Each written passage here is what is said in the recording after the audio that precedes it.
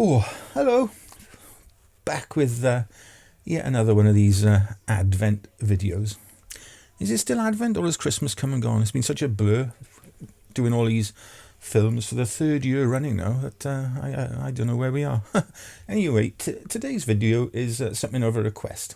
I do requests from time to time if you ask very nicely and if you are a very special person. And TC from the US did ask very, very nicely. And he is a very, very special viewer of this channel.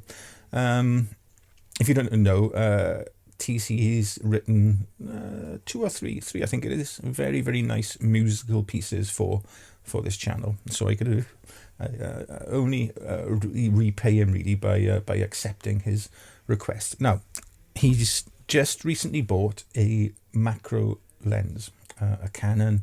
Don't judge. A Canon RF macro lens. Is it RF? Is that their mirrorless mount, TC? I don't know. Anyway, so he's going to be in the new year, I'd imagine, shooting a lot more macro images, probably in his lovely garden out there, and he's going to need the focus bracket and focus stack. So I put this from start to finish, if you like, focus bracketing and focus stacking video.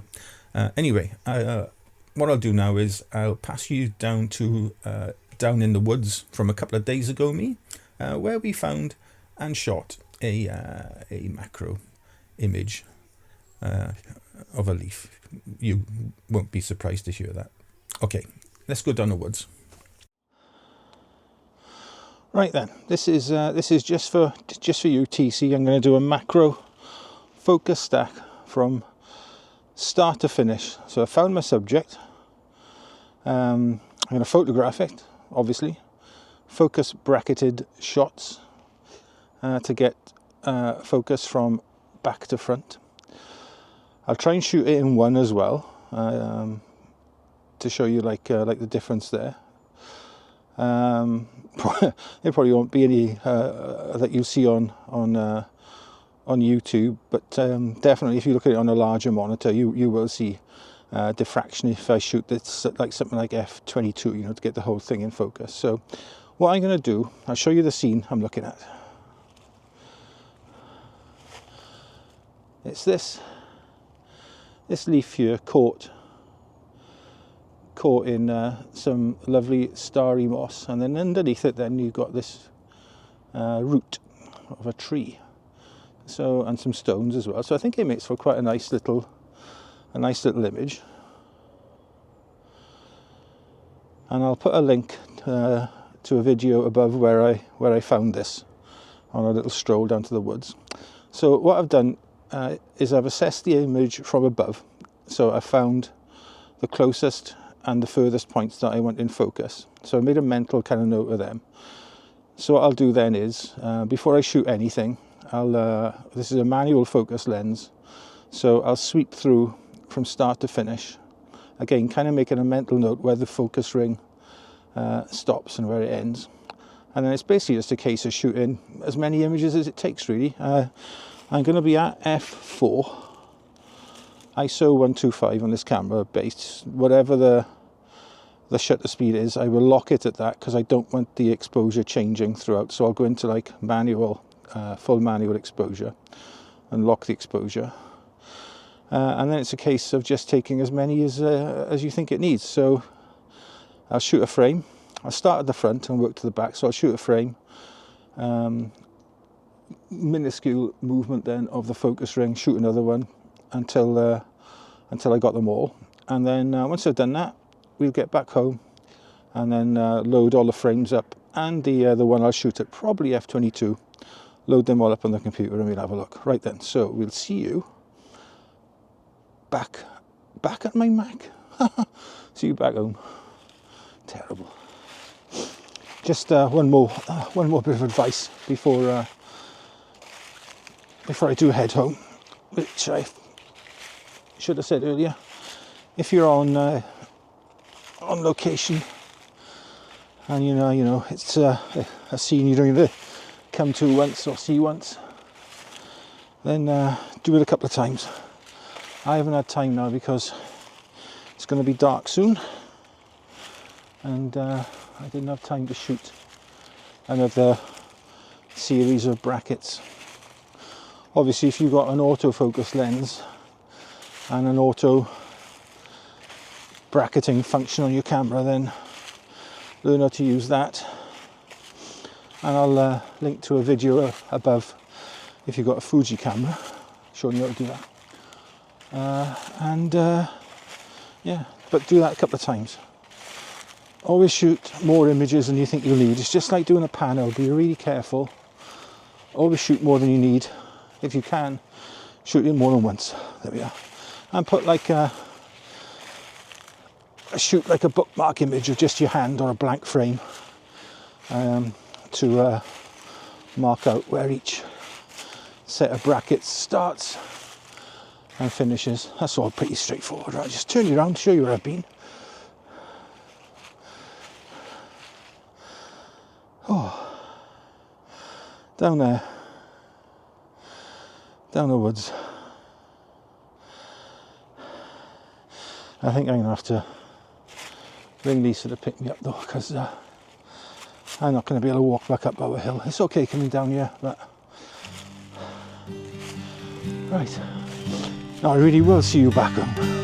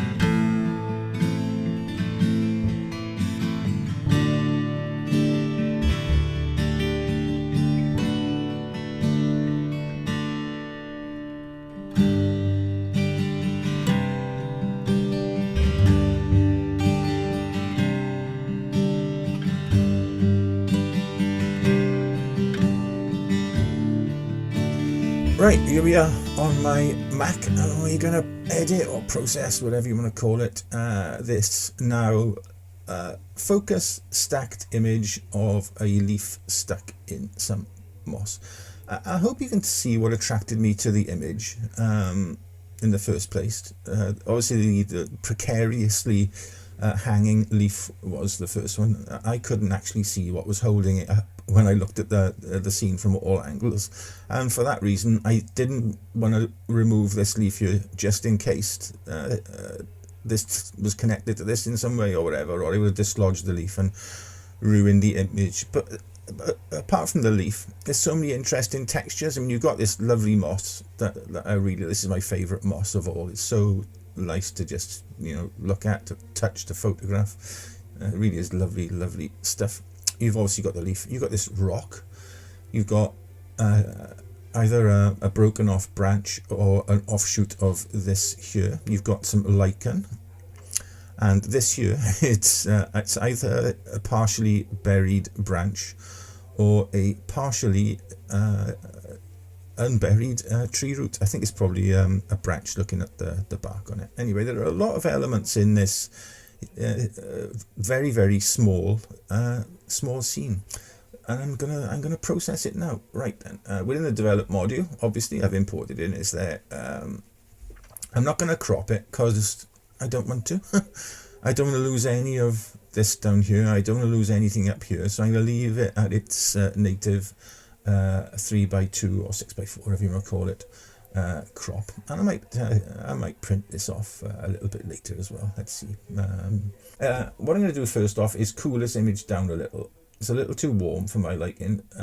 It is, as you've seen from the video, it was a very dull, overcast, and quite cold day down at the woods when I took this. So I'm going to cool it down just a little, and I'm going to add in a little bit of global contrast, just to lift the image a little bit.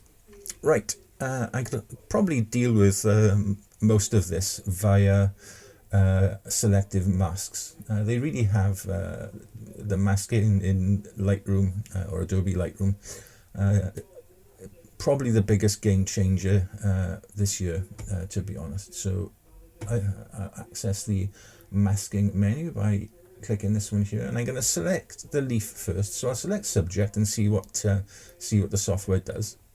There we are. It's been quite accurate in selecting the leaf and its stem, but there are a couple of little bits that I don't really want in there, so I'll just subtract them away with the brush, so they won't get affected by any adjustments I make now to this leaf. They won't be affected at all.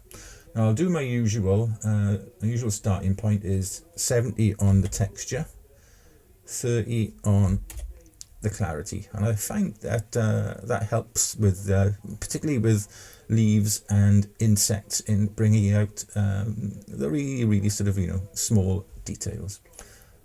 I'll boost saturation a little bit as well to around about 30.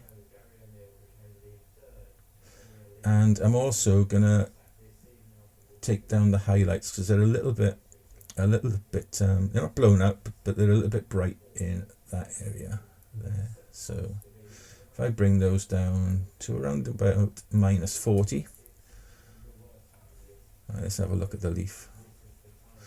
I did a reasonable job on the focus stack in front. I think I got most of it. I did have to do some little local retouching in Helicon Focus, and if you haven't seen how to do that, I'll link to a little video above for you to go and take a look at that. Right, so that's the leaf. I'm quite happy with that. So next thing I want to look at is, I'll do this stone. I'll look kind of from top to bottom. So let's look at this stone next. So we're going to create a new mask, and I think what I'll do with this is I'll do a brush.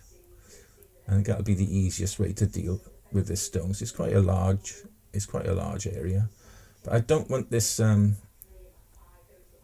supplementary branch or root affected. So I'm not going to include that in the mask. Now texture wise, I'm going to do this by eye, so I'll go up to around about 50 on texture and about 25 I think on clarity, but I want to lift. Obviously there's some shadow areas here, so let's lift quite a lot. Let's go to about, right the way up to 80, is it? And lift those shadows. I probably could go a little bit further. In fact, let's go all the way. There's a song called that one. Let's go all the way. Right then. I don't think it was referring to a Lightroom edits though, somehow. Right, next up, I'm going to look at this branch here. Do I want to do anything with it? Anybody? Let's have a little look. Anybody? Create a new mask. Go brush, and we'll just brush it in. Only very roughly. There you go. Right then, let's increase shadows a little bit. Bring out a little bit more detail. There we are. A little bit more detail in this little twig here, or branch, or whatever it is. Next up then, I want to have a look at these two shadow areas. So we'll do that by way of radial gradients. So if I draw a nice big radial gradient, put it in there, and lift the shadows a little. There we are. Quite a lot actually. In fact, you may as well go all the way in it. You might as well. And then I could just copy and paste this, but what I'll do, I'll create a new one, new radial gradient. Bring it in down here.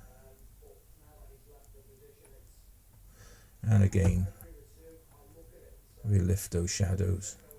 I don't want to go all the way, so I want to try and maintain a little bit of depth to the image. And this part of it here was further back than the rest of the scene, so I'll leave that as is. Next thing then is to deal with this lichen. So we'll create a new mask, and I'll do a brush again, and we'll brush this lichen area. And again, what I want to do with it is just bring out some extra detail. So we go around about 70. We'll try the 70-30. There we are. I think that's really lifted that nicely. Okay, last bit I'm going to deal with. Now you can, if you want, you could name these masks if you want to. Just going to click on it and rename it if you want. So what I would normally do in situations like this, if I got a lot of masks, I would normally name them, but I haven't done today. Right, create a new mask, and we'll go for a linear gradient, I think, for this area here. And we'll add in, by way of a brush, this part here. And then what I'm going to do is by eye raise, not that much, raise the texture and the clarity quite a lot. So I want to bring out the details in this bark, and I'm going to drop the highlights some. About -40, and drop the whites a little well to about -20. I think that is now perfectly reflective of the scene in front of me on that dark, dingy day. My alliteration. Right, last thing I'm going to do is look at this moss here, and I'm not going to do that with a mask. I'm going to do that with selective coloring. So let's go down to the color mixer. It's obviously green. I'm going to increase the green hue to darken it or richen it a little, make it more of a rich green. I'm not going to touch saturation yet, so I'm going to look at luminance first. Now, the luminance slider, as I said before, is a very, very powerful tool. As you can see, if I drag it all the way down, the green almost disappears. If I drag it all the way up, it's really, really quite in your face. Now, this moss is in your face to a degree, but not to the degree of taking it all the way up to 100 up there. It simply isn't. Right, I'm quite happy with that now, with that scene. Right, it's not perfect. What I'll do now, I'll pop it into Photoshop and just deal with some of these areas here by cloning certain stuff out. I still find Photoshop does a better job at like spot removal, cloning out areas than Lightroom does. And I'll just pop into Photoshop and do that. Anyway, this is the final stacked, processed, and then put into Photoshop for spot removal and a spot of cloning as well. I added some moss in. This is the final imager. There we are then, TC. What do you think to that? If you want to know any more about focus bracketing and focus stacking, there is a how-to guide on my blog, and I'll put a link to that down below if you want to go and take a look at that. While you're there, not just you, TC, but everybody, there are a lot of photographic resources on that blog now. 3 or 4 ebooks, three ebooks on all aspects of photography, along with a lot of tutorials, courses, how-to guides, workflows, that sort of thing. So yeah, go and take a look. As I said, link down below in the description. Right then, until tomorrow, whenever that is, I have no idea. No, today is what's today? 16th of December. So until you're probably seeing it a couple of days after, though. Maybe, I don't know. Yeah, probably. Yeah, you are. Just bye.